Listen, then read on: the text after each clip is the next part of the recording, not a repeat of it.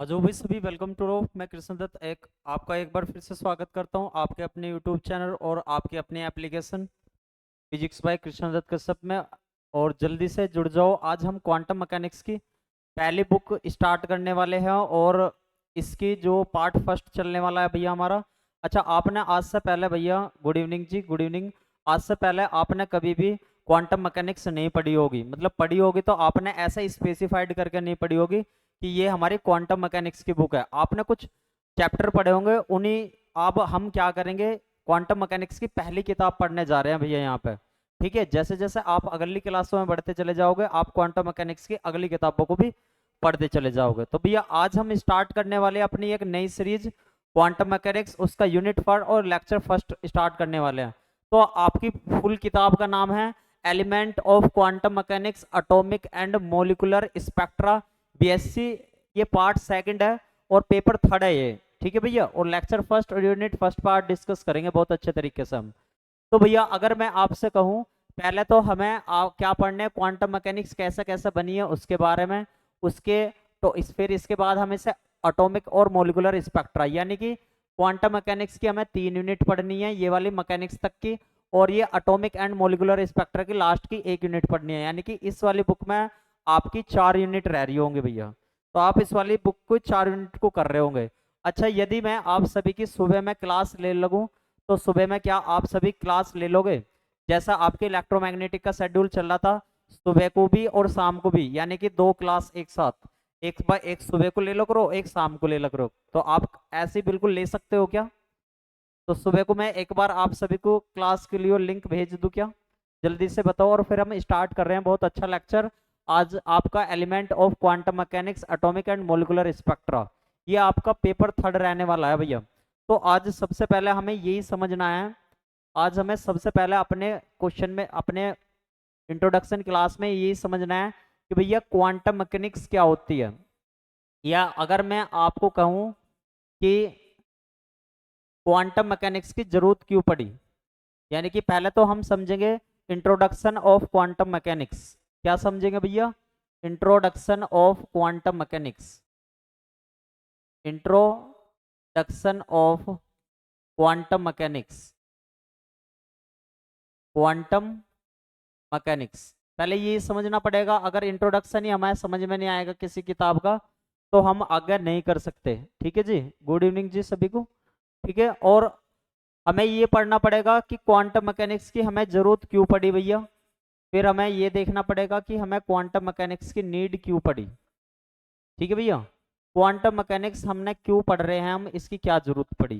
फिर हमें दूसरे पॉइंट पे ये समझना पड़ेगा, जब क्वांटम मैकेनिक्स ना थी तो सबसे पहले कौन सी फिजिक्स थी, हमें ये समझना पड़ेगा भैया। तो इससे पहले कौन सी फिजिक्स थी इसके बारे में डिस्कस करेंगे कि क्वांटम मैकेनिक्स से पहले कौन सी फिजिक्स थी भैया। ठीक है भैया, कौन सी फिजिक्स थी। तो आज ये सभी पहला और बहुत सारे टॉपिक पे बातचीत करेंगे भैया। अगर मैं आपसे कहूं, अगर मैं आपसे कहूं भैया, थोड़ा ध्यान से समझेंगे। अगर मैं आपसे कहूं इस संसार में सबसे पहले जो फिजिक्स थी, उस फिजिक्स का नाम था क्लासिकल फिजिक्स। क्या नाम था भैया? Classical physics. इसे हिंदी में बोलते थे चिर सम्मत भौतिकी। क्या बोलते थे हिंदी में? चिर सम्मत भौतिकी। ये वाली जो क्लासिकल फिजिक्स थी, ये फुल्ली डिपेंड थी, ये फुल्ली डिपेंड थी किस पर? Fully depend upon, fully depend upon Newton के लॉ पे, न्यूटन के लॉ पर डिपेंड करती थी। अब न्यूटन के भी कौन से वाले लॉ? तो न्यूटन के भी मोशन के जो लॉ थे, तो हम आपको पता होगा मोशन के हमारे 3 लॉ थे। एक था मोमेंट ऑफ इनर्शिया का, यानी कि first law moment of inertia, आप अच्छे तरीके से जानते होंगे इस वाले लॉ के बारे में, यानी कि जड़त्व का नियम। दूसरा था फोर्स लॉ, और तीसरा क्या था हमारा? Action reaction law. तीसरा क्या था भैया? Action reaction law. ठीक है भैया, एक्शन रिएक्शन लॉ। तो यानी कि सबसे पहले जो हमारी जो क्लासिकल फिजिक्स होती थी, और किस पे फुल्ली डिपेंडेंट थी, न्यूटन के तीनों लॉ पर डिपेंडेंट थी बहुत अच्छे तरीके से भैया ये।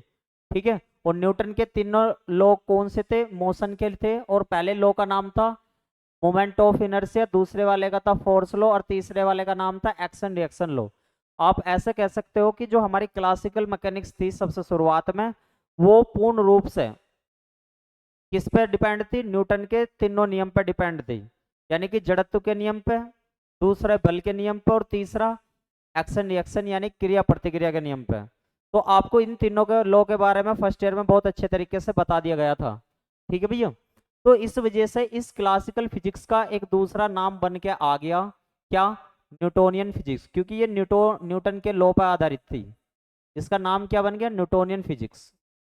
अगर मैं आपसे कहूं कि भैया न्यूटोनियन फिजिक्स में हम किस किस चीज़ों की स्टडी करते थे, अगर मैं आपसे कहूं कि न्यूटोनियन फिजिक्स में ऐसा होता था भैया कि जितने भी पहला जो कोई भी लॉ होता था या किसी भी चीज़ का हमें डिडक्शन करना होता था, तो हम किसकी हेल्प से करते थे भैया, न्यूटोनियन फिजिक्स की हेल्प से करते थे। यानी कि न्यूटन के लॉ उन पर काम कर देते थे और हम उन्हें एक्सप्लेन कर देते थे। ठीक है भैया, तो कहने का मतलब है न्यूटन के लॉ के आधारित पे ही न्यूटोनियन फिजिक्स बनी हुई थी। यानी कि अगर कोई भी लॉ या कोई भी चीज हमें ये देखनी है कि यो एप्लीकेबल है या ना है, तो न्यूटन का लॉ लगाना होता था। अगर न्यूटन का लॉ उसमें लग जाता था तो ठीक था, अदरवाइज नहीं थी वो। यानी कि वो न्यूटोनियन फिजिक्स से बाहर थी। ठीक है भैया, तो लेकिन ज्यादातर चीजों में ऐसा देखा गया था कि न्यूटन के लॉ काम कर जाते थे उस समय तक की चीजों को लेकर। यानी कि आप ऐसे कह सकते हो कि जितने भी हमारे मैक्रोस्कोपिक पार्टिकल होंगे, यानी कि बड़े बड़े स्थूल कण जो होंगे, उनमें न्यूटोनियन फिजिक्स काम कर जाती थी भैया, हमारी न्यूटोनियन फिजिक्स काम कर जाती थी। लेकिन जैसे ही किसकी खोज हुई भैया, इलेक्ट्रॉन न्यूट्रॉन प्रोटॉन की खोज हुई। अगर मैं आपसे एक चीज लेकर कह लगूं कि इलेक्ट्रॉन की खोज के बाद, इलेक्ट्रॉन की डिस्कवरी के बाद, इलेक्ट्रॉन की इलेक्ट्रॉन की एक्सप्लेनेशन कि वो किस एटम में स्टेबिलिटी दिखाता है, किस तरीके से सारी चीजें होती है, यानी कि छोटे छोटे पार्टिकलों के लिए न्यूटोनियन फिजिक्स फेल होगी। अब जब न्यूटोनियन फिजिक्स फेल होगी, तो लेकिन इलेक्ट्रॉन की डिस्कवरी तो हो चुकी थी, और इलेक्ट्रॉन की, जैसा आप सभी को पता होगा, जैसी थॉमसन ने इलेक्ट्रॉन की डिस्कवरी कर दी थी, तो क्लासिकल फिजिक्स इलेक्ट्रॉन की स्टेबिलिटी में या छोटे पार्टिकलों की स्टेबिलिटी बताने में या किस तरीके से बिहेवियर करते हैं इस चीज को बताने में क्लासिकल फिजिक्स या न्यूटोनियन फिजिक्स पूर्ण रूप से फेल होगी। ठीक है, अब भैया कौन सी फिजिक्स का आगमन हुआ, तो इसके बाद न्यूटोनियन फिजिक्स के बाद एक नई फिजिक्स का जन्म हुआ। उस फिजिक्स का नाम है क्वांटम फिजिक्स। Quantum physics. अब आपके माइंड में एक क्वेश्चन आ रहा होगा कि भैया क्वांटम फिजिक्स में हम सबसे पहले किसने इसके बारे में बातचीत करी होगी, तो भैया आपको बता दूं मैं, एक साइंटिस्ट थे मैक्स प्लांक। क्या नाम था उनका, मैक्स प्लांक नाम के एक साइंटिस्ट थे भैया। क्या नाम था, क्वांटम मैकेनिक्स के अगर शुरुआत में जन्मदाता का नाम लिया जावे, तो आप ऐसा कह सकते हो कि सबसे शुरुआत में एक साइंटिस्ट थे मैक्स प्लांक। तो उन्होंने क्या करा था, सबसे पहले उन्होंने क्या काम करा था, जितने भी मतलब छोटे छोटे पार्टिकलों की डिस्कवरी हुई थी या किसी भी चीज को, मतलब जो चीज क्वांटम इसमें न्यूटोनियन फिजिक्स में फेल हो जा रही थी, उन्होंने मैक्स प्लांक ने क्या काम करा था कि एक फोटोन थ्योरी देके, क्या करके, एक फोटोन थ्योरी देके इस इन सारी चीजों को क्या करा, एक्सप्लेन कर दिया। जो चीज किससे फेल हो जाती थी, न्यूटोनियन फिजिक्स से फेल हो जाती थी। तो आप ऐसा कह सकते हो। फिर इसके बाद हमारे मैक्स प्लांक के बाद आइंस्टीन आ गए थे भैया। फिर इसी तरीके से किस किस की, बोर की भी थ्योरी होगी, और फिर हाइजेनबर्ग की भी थ्योरी आ गई थी। ठीक है, तो इस प्रकार से इन चार साइंटिस्टों का किसमें बहुत ज्यादा योगदान है, हमारा क्वांटम फिजिक्स में योगदान है। तो इनके जोन सी सारी चीजें मैंने आपको ये बताई हैं, इन सारी चीजों को आप एक थ्योरी के मेथड से आप ऐसे देखेंगे। क्या आपको ये वाली सारी चीजें समझ में आ गई। अगर आपसे क्वेश्चन कैसा पूछा जाता, क्वेश्चन एक बार ऐसा पूछा गया था कि क्लासिकल फिजिक्स क्यों फेल हो गई थी और क्वांटम फिजिक्स का जन्म कैसे हुआ था। ठीक है भैया, यानी कि क्लासिकल फिजिक्स को ओल्ड क्वांटम थ्योरी भी बोला जाता था। क्या बोला जाता था, ओल्ड क्वांटम थ्योरी, यानी कि पहले की क्या अवधारणा थी। तो अगर मैं इन सारे कंसेप्ट को अगर आपसे कह लगूं कि एक थ्योरी बेस में समझा दो, तो अभी मैं आपको इसकी थ्योरी बताता हूँ। जल्दी से एक बार सभी थंब करके बता देंगे, क्या आपको ये वाली सभी बात समझ में आ गई, जल्दी से बताओ भैया। क्या आपको ये वाली सारी बातें समझ में आ गई अच्छे तरीके से? जल्दी से बताएंगे भैया, एक बार सभी थंब करके बताओ, क्या आपको ये वाली सारी बातें समझ में आ गई? जल्दी बताएंगे, फिर आगे चलते हैं हम। इसकी इसकी जो जितनी सारी चीजें ये मैंने आपको बताई हैं, इन्हीं सारी चीजों को मैं एक थ्योरी के द्वारा एक्सप्लेन करता हूँ और आगे, ठीक है भैया। आई होप कि यहाँ तक की चीजें आपको अच्छे से समझ में आ गई होगी। यदि किसी स्टूडेंट को कोई भी दिक्कत समस्या आई हो तो एक बार कमेंट कर दें, बहुत बढ़िया। अगर आप इसकी थ्योरी को कुछ इस प्रकार से देखना चाहो तो ये है, यानी कि यहाँ पे बताया हुआ है कि कैसे कैसे क्लासिकल मैकेनिक्स का चलन था उस समय पे और क्वांटम थ्योरी का जन्म हुआ। ठीक है भैया, यहाँ पे ये बताया हुआ हर सारी चीजें आपको, तो इन चीजों को हम अच्छे तरीके से देखेंगे भैया। ठीक है, एक बार सभी बताओ, कोई दिक्कत समस्या तो ना यहाँ तक किसी को भी? ठीक है, जल्दी से बताओ, यहाँ तक तो कोई दिक्कत समस्या ना ये? ठीक है, बहुत बढ़िया। यानी कि कहने का मतलब है ये, यानी कि इंडेक्वेंसी ऑफ क्लासिकल मैकेनिक्स, यानी कि क्या रही होंगी क्लासिकल मैकेनिक्स की और क्वांटम मैकेनिक्स की थ्योरी का जन्म कैसा हुआ। तो एक एक चीजों को हम बहुत अच्छे तरीके से डिस्कस करते हैं भैया। ठीक है, देखो, यानी कि 19th सेंचुरी के टाइम पे जितने सारे फिनोमेना थे, यानी कि मोस्ट ऑफ द फिनोमेना, यानी कि 19th सेंचुरी से पहले पहले के जितने भी हमारे फिनोमेना थे, वे किस थ्योरी पे could be explain on the basis of the classical physics. यानी कि जितने भी 19th सेंचुरी से पहले जितने भी हमारे फिनोमेना थे, वे भैया किससे एक्सप्लेन हो जाते थे? वे हो जाते क्लासिकल फिजिक्स से। क्योंकि और which is based on the Newton third law, यानी कि जो ये क्लासिकल फिजिक्स थी ये न्यूटन के 3 लॉ पर डिपेंडेंट थी। तो पहला लॉ था हमारा द लॉ ऑफ इनर्शिया, यानी कि जड़त्व का नियम। यानी कि ये तो आपको अच्छे तरीके से पता होगा, लॉ ऑफ इनर्शिया क्या कहता है कि यदि कोई बॉडी रेस्ट में रखी तो रेस्ट में रखी रहेगी, और यदि कोई बॉडी मोशन में है तो मोशन करती रहेगी, जब तक कि उस पर कोई एक्सटर्नल फोर्स ना लगे। ये वाली बात आपको अच्छे तरीके से समझ में आ गई होगी। दूसरा लॉ था द लॉ ऑफ फोर्स, यानी कि F इजिकल टू एम में, ये वाली बात बताता है। और तीसरा the law of action and reaction, यानी कि क्रिया प्रतिक्रिया का नियम, जितना आप इस पे फोर्स लगाओगे दूसरी वाली बॉडी भी उतना ही फोर्स आप पे लगाएगी। ठीक है, यानी कि और जितने भी इक्वेशन बेस लॉ थे वे सभी किससे हल हो जाते थे हमारे? किससे हल हो जाते थे? Satisfactory the motion of mechanical, यानी कि जितने भी ये हमारे किसी भी पार्टिकल की मोशन होगी, ऑब्जेक्ट की मोशन होगी, या और कोई जो चीजें थी उन पर डायरेक्टली हम ऑब्जर्व कर देते थे, कोई भी मतलब सिंपल सा मेथड यूज कर देते थे। तो और सिंपल सा मेथड यूज करके और इंस्ट्रूमेंट का प्रयोग करके हम इन पे क्या लगा देते थे? क्लासिकल मैकेनिक्स का रूल लगा देते, तो हमारी पास हो जाती थी। लेकिन इसके बाद 10, यानी कि आप ऐसा कह सकते हो कि क्लासिकल मैकेनिक्स के द्वारा हम क्या क्या चीजें एक्सप्लेन कर सकते थे। 10 the classical mechanics explain successfully the motion of celestial body, यानी कि किसी भी चीज की मोशन को हम बता सकते थे। ठीक है, यानी कि एक तरीके से बहुत ज्यादा हैवी वेट वाली, यानी कि मैक्रोस्कोपिक, ये वर्ड आ गया मैक्रोस्कोपिक, यानी बड़ी चीज के लिए या किसी भी बॉडी की क्या बता देते थे हम? मोशन बता देते थे। ठीक है भाई, ये वाली बात आपको बहुत अच्छे तरीके से समझ में आ गई होगी। जल्दी से एक बार इसे नोट कर लेंगे, ना तो बाद में क्लास के टाइम पे इसकी थ्योरी को मैं एक बार नोट कर लो जल्दी से। जल्दी बताओ, थ्योरी में तो कोई दिक्कत समस्या ना है?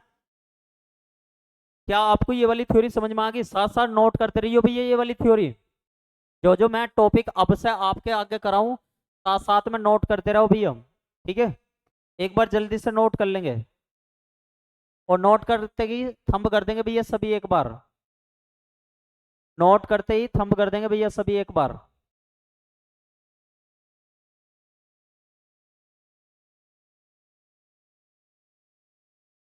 ठीक है भैया, उतार ले ये वाली सारी चीजें, फिर आगे चलते हैं।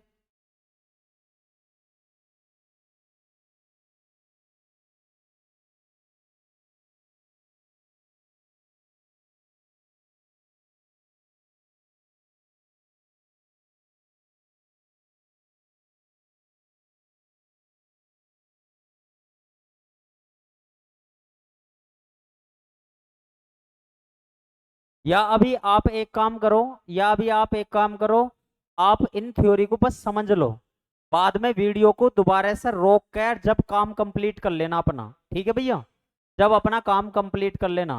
ठीक है, पहले आप ये वाली सारी चीजें आप समझ लो। ठीक है, चलो मैं एक काम करूंगा, इन्हीं सारी चीजों को पीडीएफ के तौर पे भी डलवा दूंगा अगर आप कहो तो। चलो बाद में वीडियो रोक कर बाद में देख लेना, ये वाली बात आपको बहुत अच्छे तरीके से समझ में आ गई होगी। ठीक है भैया, आगे चलते हैं। अगर मैं आपसे कहने लगूं, इसके बाद मैं बता रहा हूं with the discovery of electron, लेकिन जैसी डिस्कवरी होगी इलेक्ट्रॉन की जे टॉमसन के द्वारा 1897 में, तो बिल्कुल आप ऐसा कह रहे होगे एक्सप्लोरेशन ऑफ एटॉमिक, यानी कि परमाणु का नियम भी बनना स्टार्ट हो गया, यानी कि छोटी छोटी चीजों की बारे में माइक्रोस्कोपिक सिस्टम आ चुके थे जब तक। ठीक है भैया, माइक्रोस्कोपिक सिस्टम आ चुके थे जब तक, बट इट इज सून, और बहुत जल्दी यो पता लग गया कि भैया ये छोटे छोटे पार्टिकलों की या फिर इलेक्ट्रॉन न्यूट्रॉन प्रोटॉन की क्लासिकल कंसेप्ट के द्वारा एक्सप्लेनेशन नहीं की जा सकती, और इन सब पे आप डायरेक्टली मोशन के रूल नहीं लगा सकते। ठीक है भैया, किसी भी फिनोमेना को आप डायरेक्टली किसी भी इंस्ट्रूमेंट की हेल्प से या इन पे डायरेक्टली आप नहीं लगा सकते। ठीक है भैया, तो इसका कहने का मतलब है, ये बात क्लियर होगी, the classical concept do not hold, यानी कि क्लासिकल कंसेप्ट बिल्कुल भी होल्ड नहीं करता किसे, जहां पे अटोमिक की बात हो जाओगी, जहां पे परमाणु की बात आ जाओगी। अब क्लासिकल फिजिक्स के सामने कौन कौन सी ऐसी डिफिकल्टी आई, ऐसी कौन कौन सी डिफिकल्टी आई जो भैया इसके क्लासिकल मैकेनिक्स की हेल्प से वो ना हो सकी, एक्सप्लेन ना हो सकती, और उसे क्वांटम फिजिक्स ने एक्सप्लेन कर लिया। तो ये वाली बात बताता हूँ मैं आपको, many difficulty were encountered in explanation the phenomena, यानी कि कौन सी वे डिफिकल्टी थी। यहाँ तक कि आपको बात सभी को समझ में आ गई होगी, सभी एक बार थंब कर दो भैया, सभी एक बार थंब कर दो। यहाँ तक की बात आपको जो मैंने आपको थ्योरी में बताया था वही सारी बात यहाँ पे लिख रही हुई है। ठीक है, आप चाहे तो इनका आराम से नोट्स बना सकते हो। ठीक है भैया, यहाँ पे मैंने आपको ये सारी चीजें बता दी। ठीक है भैया, फिर आगे चलो, अब कौन कौन सी ऐसी डिफिकल्टी थी जो क्लासिकल मैकेनिक्स की हेल्प से ना बताई पाई, और किसकी हेल्प से बता दी हमने, क्वांटम फिजिक्स की। तो ये देखते हैं, देखो भाई, यानी कि स्टेबिलिटी ऑफ एटम, यानी कि किसी भी एटम की स्टेबिलिटी के बारे में, यानी कि किसी भी परमाणु के स्थायित्व के बारे में क्लासिकल मैकेनिक्स फेल हो जाती थी एक्सप्लेनेशन करने में। तो पहला पॉइंट तो आपको पता लग गया होगा, यानी कि परमाणु का स्थायित्व बताने में फेल हो जाती थी ये थ्योरी। ठीक है भैया, परमाणु का स्थायित्व बताने में ये थ्योरी फेल हो जाती थी। कौन सी थ्योरी फेल हो जाती थी, क्लासिकल वाली, क्लासिकल वाली। और कौन सी पास हो जाती थी, यानी कि कौन सी कर देती थी, तो आपका होगा क्वांटम थ्योरी। ठीक है भैया, तो यानी कि स्टेबिलिटी ऑफ एटम में क्लासिकल थ्योरी फेल हो जाती थी। Spectral distribution of heat radiation from black bodies, यानी कि किसी का भी जो हमारे पास ब्लैक बॉडी होती थी और उसको हम एनर्जी देते थे, उसको हम मान लो कोई ब्लैक बॉडी चैम्बर है, उसमें हमने कोई एनर्जी डाल ली, तो किस पार्टिकल को कितनी कितनी एनर्जी जा रही है, इसके बारे में भी कौन नहीं बता पाता था, क्लासिकल फिजिक्स नहीं बता पाती थी। कौन बता देती थी भैया, क्वांटम फिजिक्स बता देती थी। यानी कि किसी भी आप ऐसा कह सकते हो, ब्लैक बॉडी चैम्बर में कोई भी रेडिएशन गया, कोई भी रेडिएशन एंटर करा, और किस भाई ब्लैक बॉडी चैम्बर के अंदर कोई पार्टिकल है, वे क्या कर रहे हैं, मतलब किस पार्टिकल को कितनी एनर्जी जा रही है, तो ये कौन नहीं बता पाता था, क्लासिकल वाले। ठीक है भैया, तो पहला पॉइंट आपको अच्छे से समझ में आ गया होगा, दूसरा भी। तीसरा, specific heat of solid at low temperature, अगर मैं आपसे कह लगूं किसी भी सॉलिड की स्पेसिफिक हीट कितने पे, लो टेम्परेचर पे, क्लासिकल मैकेनिक्स फेल हो जाती थी इसकी एक्सप्लेनेशन करने में। और कौन कर देता था, जल्दी से बताओ भैया, कौन कर देता था, क्वांटम फिजिक्स। कौन कर देता था भैया, क्वांटम फिजिक्स। ठीक है भैया, कौन कर देता था, क्वांटम फिजिक्स कर देता था, किसकी, स्पेसिफिक हीट ऑफ सॉलिड। अच्छा, किसी भी चीज की स्पेसिफिक हीट कैसे निकालते हैं, तो CV इजकल टू dQ/dt करके निकाल देते थे हम। ठीक है, चलो ये वाला कंसेप्ट एक अलग चीज है, मतलब स्पेसिफिक हीट का। अभी आपको ये चीजें समझनी है कि यहाँ किस प्रकार से होगा। ठीक है भैया, तो ये वाली बात आपको अच्छे समझ में आ गई। फोटो इलेक्ट्रिक इफेक्ट, यानी कि क्लासिकल फिजिक्स के द्वारा आप फोटो इलेक्ट्रिक इफेक्ट को भी एक्सप्लेन नहीं कर पाते थे। ठीक है भैया, यानी कि प्रकाश विद्युत प्रभाव को एक्सप्लेन नहीं कर पाते थे। इसे हम पढ़ेंगे, ये आपका छोटा क्वेश्चन भी बन जाता है। कॉम्पटन स्कैटरिंग, यानी कि कॉम्पटन कॉम्पटन प्रकीर्णन, यानी कि कॉम्पटन एक कॉम्पटन इफेक्ट आओगे, वहां पे आपको चीजें समझ में आ जाओगी। भैया कॉम्पटन इफेक्ट होता क्या है, ठीक है। यानी कि कॉम्पटन स्कैटरिंग को भी क्लासिकल मैकेनिक्स फेल हो जाती थी। ऑप्टिकल लाइन स्पेक्ट्रा, जिसे आजकल आप हाइड्रोजन स्पेक्ट्रम कहते हो, तो हाइड्रोजन स्पेक्ट्रम को भी जैसे लाइमन बामर श्रेणी, वो जो आपने पढ़ी होगी लाइमन बामर सीरीज जो होती है पास्टन वास्टन, वे सारी किस्म आते हैं ऑप्टिकल लाइन स्पेक्ट्रम आते हैं, ठीक। कॉम्पटन भी इसी तरीके से है, ठीक है भैया। तो ये सारी चीजें क्लासिकल फिजिक्स के हेल्प से फेल हो जाती थी, लेकिन किसकी हेल्प से हो जाती थी भैया, ये क्वांटम फिजिक्स की। तो आपको आई होप यहाँ तक की बात अच्छे से समझ में आ गई होगी। अब देखो ये वाली बात हम आगे समझते हैं। अगर मैं आपसे कह लगूं दिस, ये जितनी भी कमी थी किसकी, the inadequacy of the classical mechanics, यानी कि क्लासिकल मैकेनिक्स की जो इंडेक्वेंसी थी, वे कैसी थी भैया, कैसी, मतलब ये क्लासिकल मैकेनिक्स की जो कमी थी उन्हें किसने दूर करा, तो एक साइंटिस्ट आए मैक्स प्लांक। कौन सी डेट में आए भैया, 19 सेंचुरी में आए। Introduce the new concept that the emission और absorption of the electromagnetic radiation.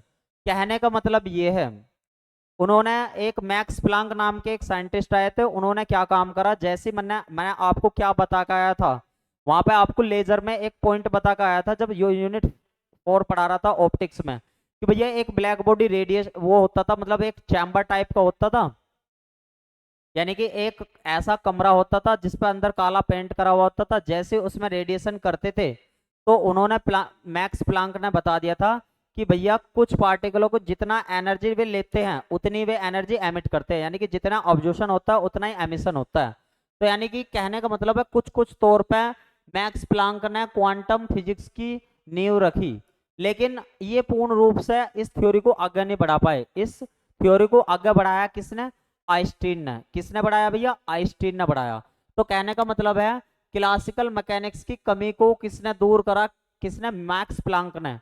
कब, जब एक वे अपना एक नया कंसेप्ट लेकर आए। किस चीज का कंसेप्ट था भैया वो उनका, उनका वो था कि एक ब्लैक बॉडी चैम्बर के अंदर कोई भी रेडिएशन आप करोगे तो क्या होता है भैया, क्या होता है, जितना कोई पार्टिकल कोई या कोई भी एटम क्या करेगा, ऑब्जर्व करेगा, तो थोड़ी देर बाद वो एमिशन भी करेगा। लेकिन एमिशन करते वक्त एक एक जो एमिशन किस चीज का करता है या ऑब्जर्वेशन किसका करता है, वो क्वांटा वर्ड का। तो इस क्वांटा वर्ड से ही हमारी क्या आई है, क्वांटम फिजिक्स का जन्म हुआ। क्वांटा वर्ड, क्वांटा का मतलब है एक तरीके से प्रकाश, जो लाइट पार्टिकल होता है उसे क्वांटा कहते हैं। अब उस क्वांटा के अंदर क्या होता है, ध्यान से समझना, आपको मैं एक बात बता रहा हूं।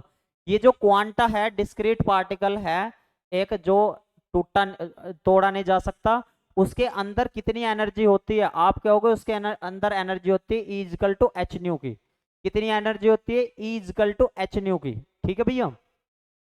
This concept lead to a new mechanics. जैसे ये कंसेप्ट आ गया कि आप एक ब्लैक बॉडी रेडिएशन के अंदर कोई भी रेडिएशन डालते हो, मतलब ब्लैक बॉडी चैम्बर के अंदर कोई भी एक रेडिएशन एंटर कराते हो, किसी पार्टिकल के द्वारा वो रेडिएशन क्या होता है, ऑब्जर्व कर लिया जाता है, लेकिन कुछ टाइम बाद वो एमिशन भी होता है।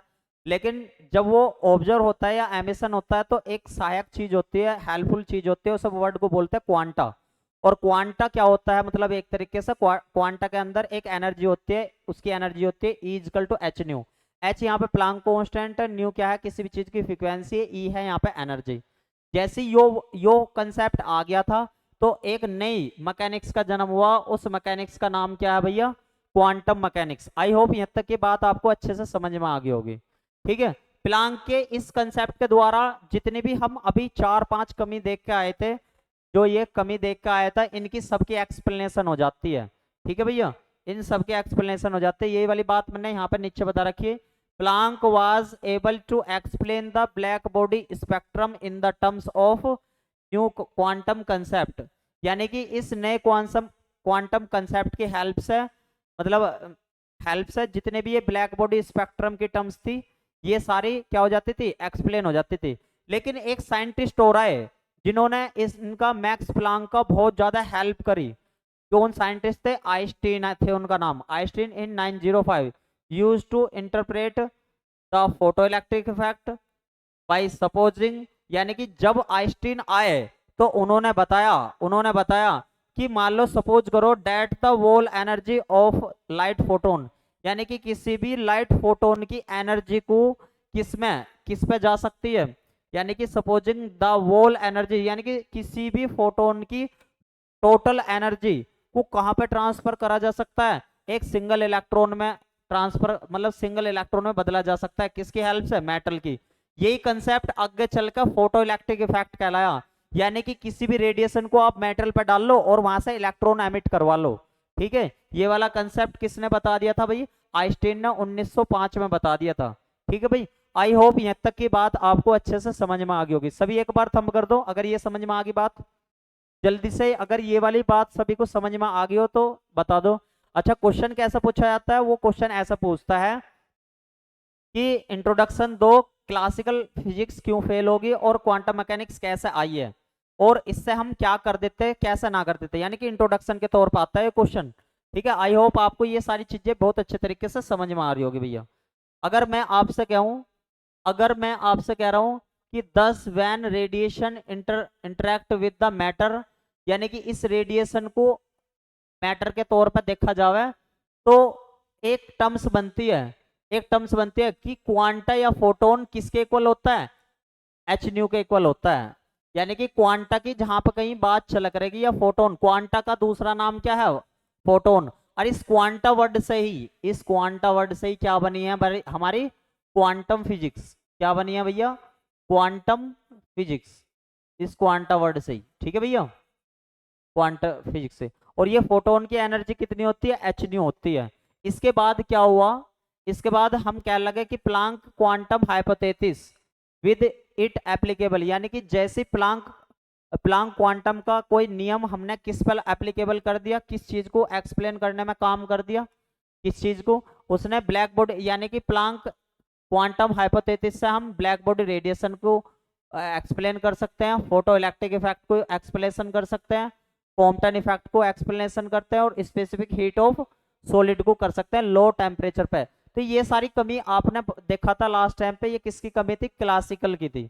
लेकिन भैया ये किसके द्वारा, किसके द्वारा वो होगी, किसके द्वारा होगी भाई एक्सप्लेन, किसके, क्वांटम फिजिक्स के द्वारा। तो आप यहां से कह सकते हो the new theory of quantum mechanics is based upon two principle, यानी कि अब जो आजकल आप देख रहे हो कि क्वांटम मैकेनिक्स, अगर ये तो आपका क्वांटम मैकेनिक्स का पूरा इंट्रोडक्शन था कि भैया क्वांटम मैकेनिक्स आजकल जो है दो प्रिंसिपल पे काम करती है आजकल जो है। एक तो हाइजेनबर्ग अनसर्टेनिटी प्रिंसिपल, ये आपने अच्छे तरीके से पढ़ा होगा, ये पढ़ा था आपने, डेल्टा एक्स और multiply delta P less than and वो ग्रेटर देन इक्वल टू 4 पाई या 2 पाई, इस तरीके से होता था, आपने ये पढ़ा होगा है ना।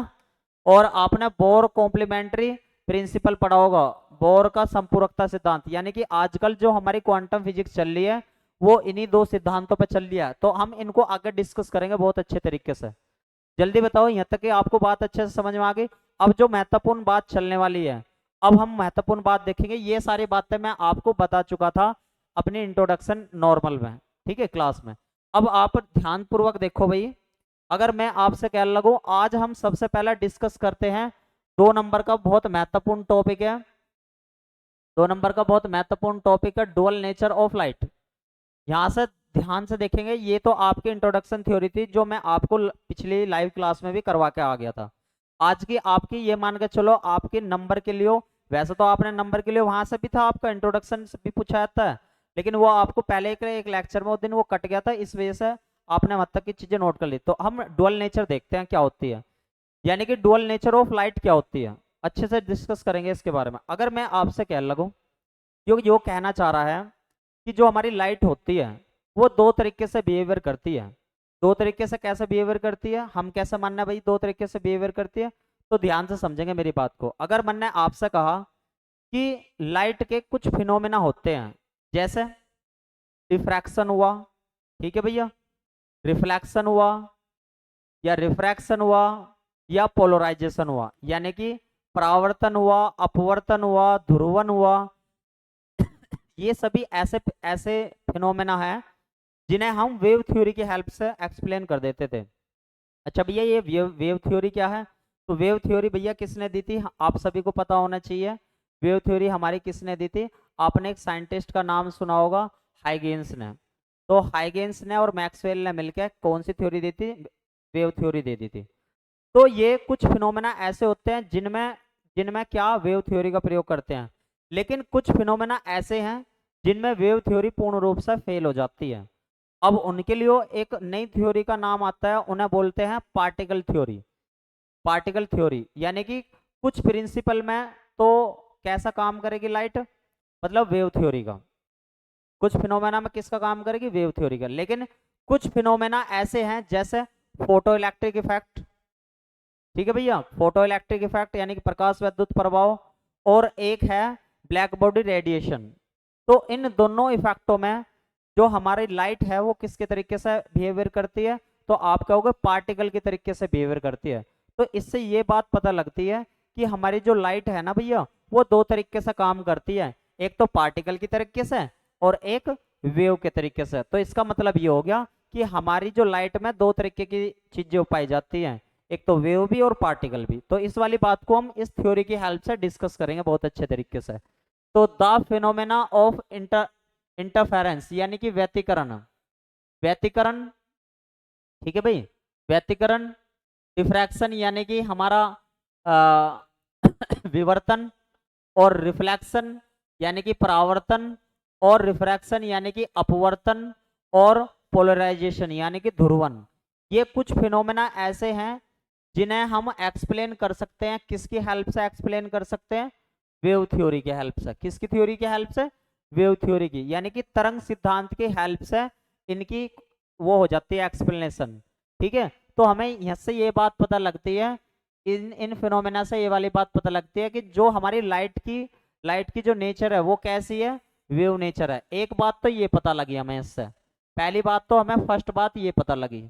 अब दूसरी बात क्या पता लगी, ऑन दी अदर हैंड, लेकिन अगर हम दूसरी तरफ देखते हैं तो कुछ फिनोमेना ऐसे होते हैं जैसे ब्लैक बॉडी रेडिएशन हो गया एक तो, ठीक है भैया, फोटो इलेक्ट्रिक इफेक्ट हो गया, यानी कि ये तो हमारा ब्लैक बॉडी रेडिएशन का मतलब है अब इसे क्या बोलते हैं भैया, पूर्ण कृष्णिका विकिरण, पूर्ण कृष्णिका विकिरण, और फोटो इलेक्ट्रिक इफेक्ट को बोलते हैं प्रकाश विद्युत प्रभाव, और कॉम्पटन इफेक्ट। ये तीनों जो हैं, ये जो तीनों हमें दिखाई दे रहे हैं, black body radiation, photo electric effect और कॉम्पटन इफेक्ट, ये अगर हम जब हमने अच्छे तरीके से देखा तो इन तीनों में वेव थ्योरी काम नहीं कर रही थी। यानी कि आप ऐसा कह सकते हो कि भैया वेव थ्योरी जो जुड़ी हुई है वो क्लासिकल फिजिक्स के साथ जुड़ी हुई है, लेकिन ये वाले तीनों फिनोमेना तो किसके हैं, क्वांटम फिजिक्स के। तो क्वांटम फिजिक्स पार्टिकल को ज्यादा मानती है, पार्टिकल को ज्यादा बताती है, ठीक है। Which are the result of interaction of radiation which matter can not be explain by the wave theory, यानी कि ये तीनों को हम वेव थ्योरी से एक्सप्लेन नहीं कर पाए। इन तीनों को एक्सप्लेन किसकी हेल्प से कर दिया, किसकी हेल्प से कर दिया, इलेक्ट्रोमैग्नेटिक रेडिएशन एज पार्टिकल, यानी कि पार्टिकल थ्योरी से हमने क्या कर दिया, इसे एक्सप्लेन कर दिया। तो यहाँ से एक बात पता चली, यहाँ से बात पता चली कि it prove that light possess particle nature, यानी कि अभी तो आप पहली बार में तो कह रहे थे वेव नेचर के तरीके से काम करती है, दूसरी बात में कह रहे हो आप कण के रूप में काम करते हैं। तो आपको ये पता लग गया होगा लाइट में दो नेचर होती है, यानी कि लाइट में कितनी नेचर होती है भैया, दो। प्रकाश में दो प्रकृति होती है, एक तो वेव की, एक तो वेव की तरंग की, और एक पार्टिकल की यानी कि कण की। तो इन दोनों नेचर को क्या कहते हैं भैया, इन दोनों नेचर की वजह से ही लाइट को क्या कहा जाता है, डुअल नेचर ऑफ लाइट, यानी कि हिंदी में ऐसा बोला जाता है दोहरी प्रकृति या द्वैत प्रकृति, दोहरी या द्वैत प्रकृति किसकी, द्वैत माने दो, द्वैत प्रकृति किसकी, प्रकाश की। जल्दी से बताओ, यहाँ तक कि आपको बहुत अच्छे तरीके से पता लग गया होगा, जल्दी से थंब कर दो अगर ये वाली बात आपको समझ में आ गई होगी कि डुअल नेचर ऑफ लाइट होता क्या है। जल्दी बताओ भैया, आपको ये समझ में आ गया होगा बहुत अच्छे तरीके से, जल्दी से बताओ भैया, एक बार थंब कर दो फिर आगे चलते हैं, एक बार जल्दी थंब कर देंगे भैया, आगे चलते हैं फिर, बहुत बढ़िया। चलो भाई आगे देखते हैं, अब हम देखते हैं भैया फोटो इलेक्ट्रिक इफेक्ट होता क्या है, यानी कि इसे हिंदी में बोलते हैं प्रकाश विद्युत प्रभाव। क्या बोलते हैं भैया इसे, प्रकाश विद्युत प्रभाव विद्युत प्रभाव। इसे ध्यान से समझेंगे क्या होता है भैया। यो मैंने आपको लास्ट लेक्चर में बताया था, यदि आप किसी भी मेटल सरफेस पे अल्ट्रावायलेट लाइट का को आप इस पे फॉल कराते हो, आप इस पे डालते हो किसी भी मेटल पे, यानी कि मेटल सरफेस पे, यानी किसी भी धातु पे आप क्या करते हो भैया, पराबैंगनी विकिरण का प्रकाश डालते हो, यानी कि अल्ट्रावायलेट रेडिएशन डालते हो। तो वो अल्ट्रावायलेट रेडिएशन जो है मेटल की सरफेस से किसी भी एटम की, एक सिंगल एटम की, उससे क्या हो सकता है, ऑब्जर्व हो सकता है। और ऑब्जर्व होने के बाद उसकी मेटल की सरफेस पे धीरे धीरे इलेक्ट्रॉन निकलने लग जाते हैं। तो इसी इफेक्ट को बोला जाता है फोटो इलेक्ट्रिक इफेक्ट। और भैया फोटो इलेक्ट्रिक इफेक्ट एक क्वांटम मैकेनिकल प्रोसेस है। ये किसकी हेल्प से होता है, ये कैसा है भैया हमारा, ये किसे शो करता है, पार्टिकल नेचर को शो करता है।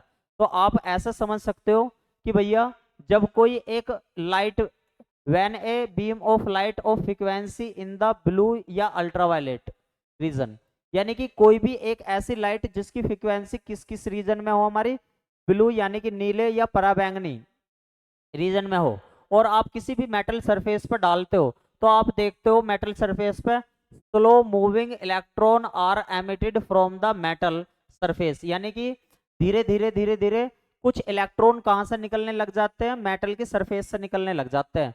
तो इसी फिनोमेना को क्या बोला जाता है, this phenomena is known as photo electric effect and the, और इस फिनोमेना को क्या बोला था, प्रकाश विद्युत प्रभाव, यानी कि फोटो इलेक्ट्रिक इफेक्ट।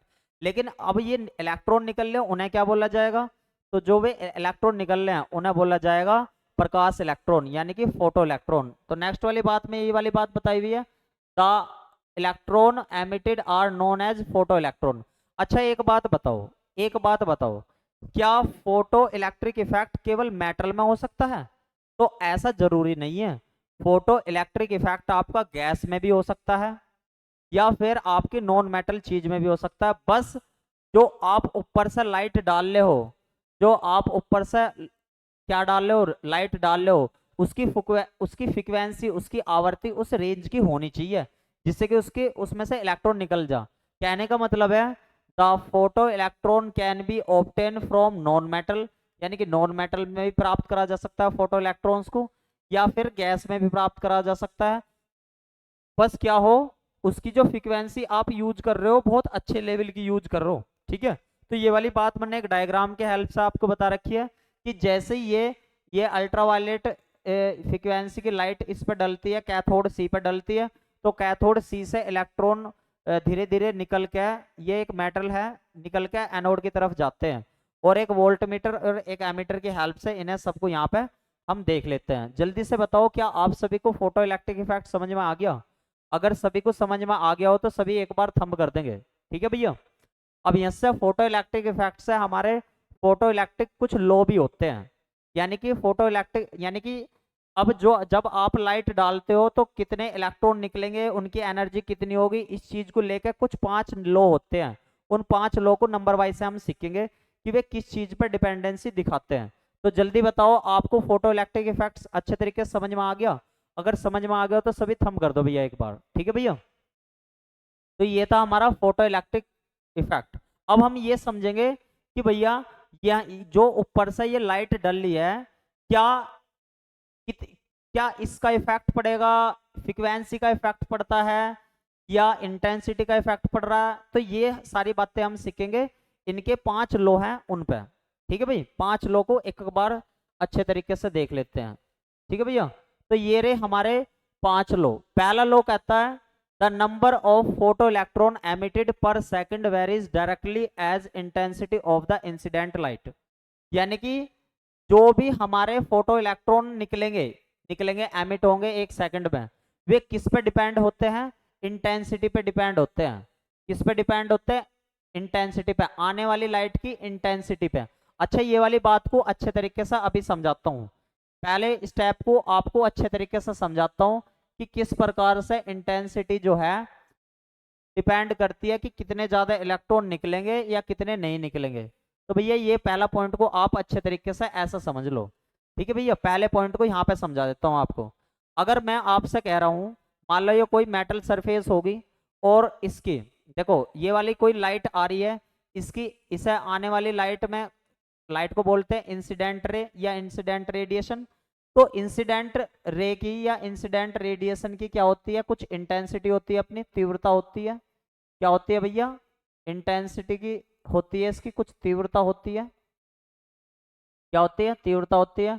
अब यदि आप इसमें मान लो 5 इलेक्ट्रॉन निकल रहे हैं और 5 से आप ज्यादा इलेक्ट्रॉन निकालना चाहते हो तो आप इंटेंसिटी को बढ़ा दोगे। इसका मतलब है आप इंटेंसिटी जितनी ज्यादा बढ़ा दोगे उतने ही ज्यादा क्या बढ़ जाओगे, नंबर ऑफ इलेक्ट्रॉन बढ़ जाओगे। यानी कि इससे कितने एमिटेड इलेक्ट्रॉन बढ़ जाओगे, यानी कि जितनी ज्यादा इंटेंसिटी उतने ही ज्यादा इलेक्ट्रॉन, यानी कि जितनी ज्यादा इंटेंसिटी उतने ही ज्यादा इलेक्ट्रॉन। ये वाली बात ही मैंने आपको अच्छे तरीके से पहले पॉइंट में बता रखी है भैया, यही बात मैंने आपको पहले पॉइंट में बता रखी है law of photoelectric emission में, कि भैया the number of photoelectron emitted per second varies directly as the intensity of the incident light. यानी कि आई जो है किस पे डिपेंड करेगी, डायरेक्टली किस पे डिपेंड, ये तो आपको समझाने के लिए बता रहा हूँ, आपको बस ये लैंग्वेज लिखा नहीं एग्जाम में। आई जो किस पे डिपेंड करेगी भैया, मतलब number of electron, number of emitted electron किस पे डिपेंड करेंगे, एमिटेड इलेक्ट्रॉन किस पे डिपेंड करेंगे, इंटेंसिटी पे, जो इसकी इंटेंसिटी। अच्छा एक बात बताओ, जो इलेक्ट्रॉनों की मैक्सिमम एनर्जी है, जो मान लो मैक्सिमम एनर्जी है, क्या इंटेंसिटी उस पर भी डिपेंड करेगी। यानी कि अगर आप इंटेंसिटी को बढ़ाते हो तो क्या उनकी एनर्जी भी बढ़ती है, तो आप क्या होगे, नहीं बढ़ती। केवल नंबर ऑफ इलेक्ट्रॉन पे तो डिपेंडेंसी करती है इंटेंसिटी, लेकिन वो इलेक्ट्रॉन कितनी एनर्जी का है उस बात पर डिपेंड नहीं करती। तो ये वाली बात आपको सेकंड पॉइंट में बता रखी है उसने अच्छे से, कि the maximum energy of the photoelectron is independent. आ गया ना, इंडिपेंडेंट। पहले वाले केस में आई डिपेंडेंट थी नंबर ऑफ इलेक्ट्रॉन पे, यानी कि जितने ज्यादा इलेक्ट्रॉन निकलेंगे उतनी ज्यादा इंटेंसिटी, जितनी ज्यादा होगी नंबर ऑफ इलेक्ट्रॉन उतने ज्यादा होंगे।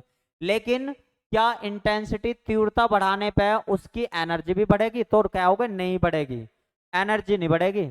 अब अच्छा कौन सी चीज ऐसा होता है, तो मैं आपको बताता हूं तीसरे वाले पॉइंट में बहुत अच्छे तरीके से ये वाली बात, कि भैया एनर्जी, मैक्सिमम एनर्जी किस बात पर डिपेंड करती है।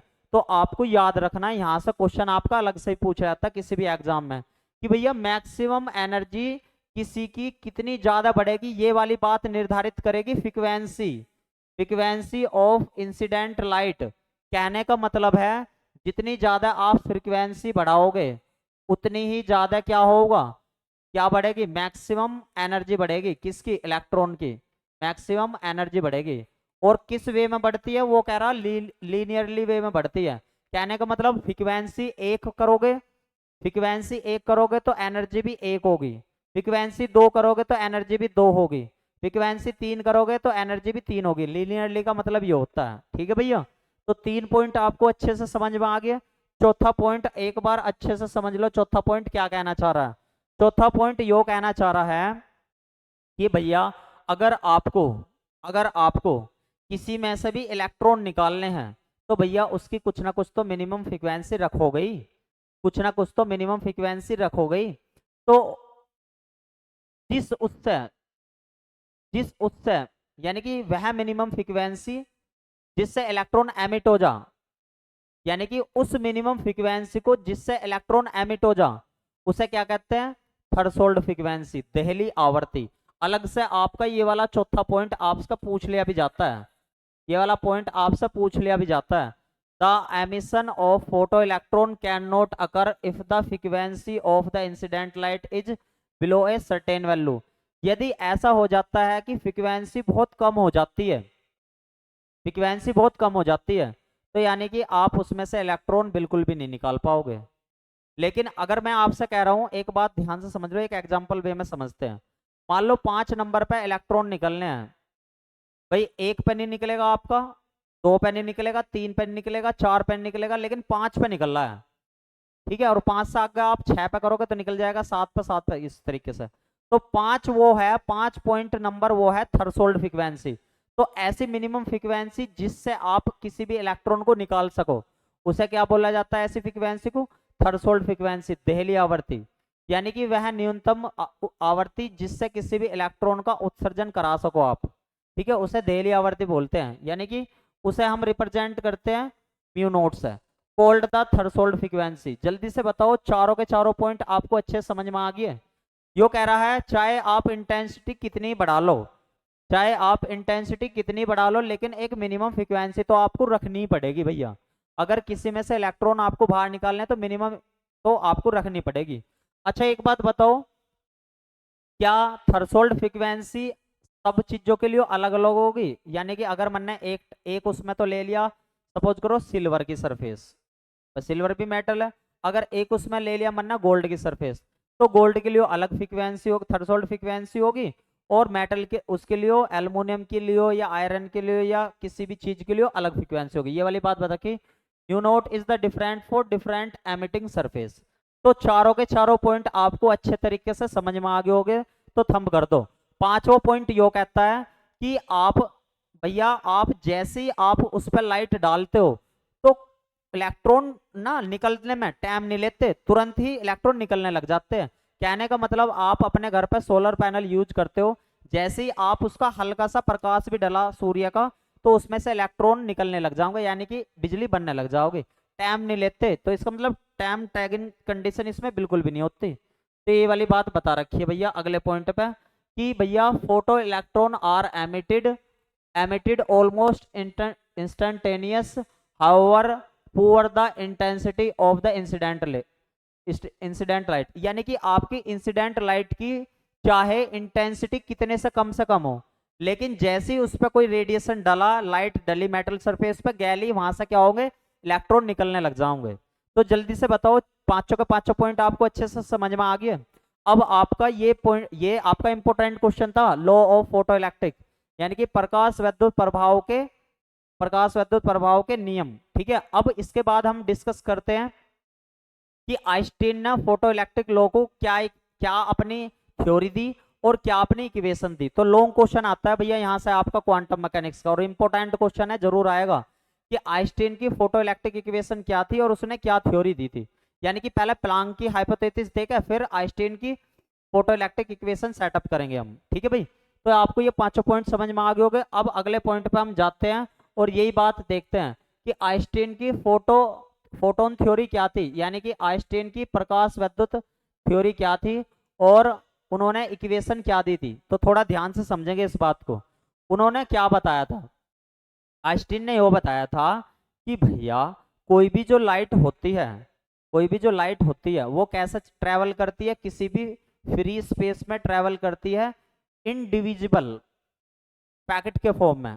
यानी कि कभी भी लाइट जो है ना कंटिन्यूअस नहीं चलती, कैसे चलती है, इनडिविजिबल पैकेट फॉर्म में। उन पैकेट को क्या बोला जाता है, या तो आप फोटोन बोल सकते हो उनको, या फिर आप क्वांटा बोल सकते हो। तो ये थ्योरी किसने, अब उन एक फोटोन की जो या क्वांटा जो हमने बोला है उसके अंदर कितनी एनर्जी होती है, उसके अंदर एनर्जी होती है E is equal to h nu. क्या होती है भैया, E is equal to h nu. और जैसी वो फोटोन जो है, जैसे वो फोटोन किसी मेटल सरफेस पर डलता है तो किसी भी एक इलेक्ट्रॉन के द्वारा, वो किसी भी एक एटम के द्वारा ऑब्जर्व कर लिया जाता है। ठीक है, तो इससे ही हमारी किसकी अवधारणा बनी, फोटो इलेक्ट्रिक इक्वेशन की। तो ये वाली बात बता रखी कि आइंस्टीन ने 1905 में बताया, जब वे किसका एक्सप्लेनेशन कर रहे थे, फोटो इलेक्ट्रिक इफेक्ट का एक्सप्लेनेशन कर रहे थे, तो उन्होंने एक नई थ्योरी के बारे में बताया। वो थ्योरी क्या थी, the photon energy of the light. यानी कि फोटोन में कितनी एनर्जी होती है इसके बारे में उन्होंने बताया। ही एज्यूम दैट द लाइट, जो उन्होंने बताया कि जो लाइट होती है वो कैसे ट्रेवल करती है, travel through a space in indivisible. ये एक साथ ये भैया इनडिविजिबल, इनडिविजिबल यानी कि इनडिविजिबल का मतलब है आप इसे तोड़ नहीं सकते। इनडिविजिबल, इनडिविजिबल पैकेट यानी कि अविभाज्य पैकेटों के रूप में कौन चलता है भैया, फोटोन चलता है।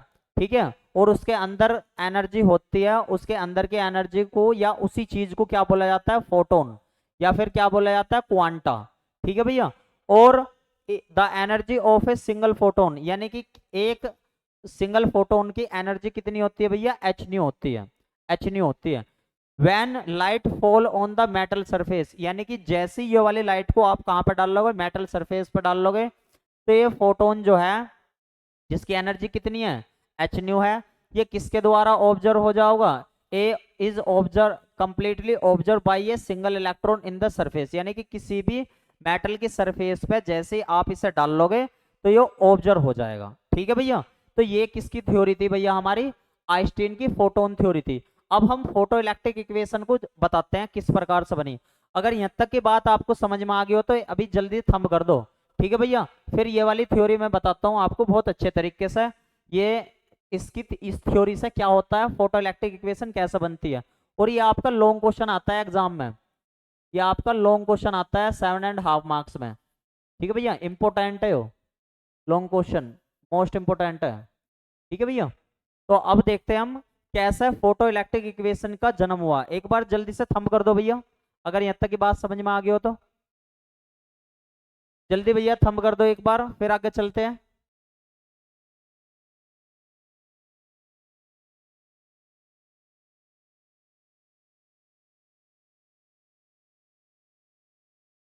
जल्दी से भैया सभी एक बार थंब कर दो अगर समझ में आ गया हो तो, फिर आगे चलेंगे। ठीक है, अब यहां से देखते हैं फोटो इलेक्ट्रिक इक्वेशन कैसे बनती है। ठीक है भैया, यहां से देखते हैं फोटो इलेक्ट्रिक इक्वेशन कैसे बनती है। देखो भैया अब ध्यान से, अगर मैं आपसे कह लगा फोटो इलेक्ट्रिक इक्वेशन कैसे बनती है, फोटो इलेक्ट्रिक इक्वेशन कैसे बनती है। अगर मैंने आपसे कहा ये रही मेरी मेटल सरफेस, ये रही मेटल सरफेस, आप जब इस पे कोई भी आप जब इस पे कोई भी क्या डालते हो, एक फोटोन डालते हो, मान लो रेडिएशन डालते हो। ये जो रेडिएशन है इसकी एनर्जी कितनी है भैया, आप कहोगे इसकी एनर्जी है E is equal to h nu. कितनी है भैया इसकी, E is equal to h nu. और जब ये रेडिएशन जो है किसी भी मेटल की सरफेस पे एक सिंगल इलेक्ट्रॉन के द्वारा क्या होगा, ऑब्जर्व होगा, तो इस ये फोटोन की कुछ एनर्जी तो किस में चली जाओगी, इसके वर्क को करने में, कि इस इलेक्ट्रॉन को तिरछा में ऐसा हिलाने में, या मतलब इलेक्ट्रॉन को बाहर इजेक्ट करवाने में। ठीक है, कुछ एनर्जी तो किसकी, यानी कि आप ऐसा कह सकते हो E100 एनर्जी है, कुछ एनर्जी तो इसकी W में चली गई, लेकिन इसकी कुछ एनर्जी है उसमें इस मतलब जो भी इलेक्ट्रॉन निकल रहे हैं उन्हें काइनेटिक एनर्जी देने में, इन्हें काइनेटिक एनर्जी देने में। तो आप ऐसा कह सकते हो कि यहाँ पे से एक इक्वेशन हमारी प्रोड्यूस हुई E इजकल टू, यानी कि टोटल एनर्जी जो है वो किस किस में चली गई, एक तो वर्क करने में, कि ये जो इलेक्ट्रॉन है इसे हिलाकर बाहर निकालने में। ठीक है, और प्लस इलेक्ट्रॉन की काइनेटिक एनर्जी में, प्लस इलेक्ट्रॉन की काइनेटिक एनर्जी में। अब आपको पता होना चाहिए E इजकल टू तो होता है हमारा एच न्यू। ठीक है भैया, ये आप कहोगे ये हमारी होती है फोटोन, फोटोन इक्वेशन, आप इसे फोटोन इक्वेशन कह सकते हो। और W ध्यान रखना, W होता है हमारा वर्क फंक्शन, यानी कि कार्यफलन, वर्क फंक्शन। एक बार ये कुछ ये हेडिंग भी नेक्स्ट लेक्चर में बता दूंगा, इंपॉर्टेंट है कि भैया वर्क फंक्शन और थ्रेशोल्ड फ्रीक्वेंसी की डेफिनेशन इंपॉर्टेंट है, कि वर्क फंक्शन कार्यफलन कितना होता है, कार्यफलन कितना होता है। तो इसकी वैल्यू होती है एच न्यू नोट। ठीक है भैया, और काइनेटिक एनर्जी की आप अच्छे तरीके से पता होगा K इजकल टू होता है half m v square maximum, यानी कि V वेलोसिटी मैक्सिमम होनी चाहिए। तो जैसे ही आप ये तीनों चारों वैल्यू इक्वेशन फर्स्ट में रखते हो तो आप कहते हो E की जगह तो क्या रख दिया, एच न्यू। ठीक है भैया, और W की जगह क्या रख दिया, H new note, H new note, plus K की जगह क्या रख दिया 1/2 एम वी स्क्वायर मैक्सिमम। तो आप कहते हो ये वाली टर्म्स इधर चली जाती है, तो H जैसे ये इधर जाओगी तो न्यू माइनस न्यू नोट हो जाओगा, और इजिकल टू क्या हो जाएगा 1/2 एम वी स्क्वायर मैक्सिमम। तो ये आपकी जो इक्वेशन बन के आई है ना, इसे हम क्या बोलते हैं, आइंस्टीन की, आइंस्टीन की photo electric equation, photo electric equation. जल्दी से बताओ यहाँ तक की बात आपको समझ में आ गई। अच्छा, अब आप क्या भी कर सकते हो, आइंस्टीन की फोटो इलेक्ट्रिक इक्वेशन से लॉ ऑफ क्या कर सकते हो, एग्जाम में ऐसा भी क्वेश्चन पूछा जा सकता है आपसे कि भैया आइंस्टीन की फोटोन थ्योरी क्या है वो बताओ, और आइंस्टीन की जो इक्वेशन थी इसे बताओ क्या है, और इस इक्वेशन की हेल्प से फोटोन लॉ को भी एक्सप्लेन करो। तो आपको ऐसा एक्सप्लेन कर देना, पहली बात तो आपको पांचों लॉ पता होने चाहिए।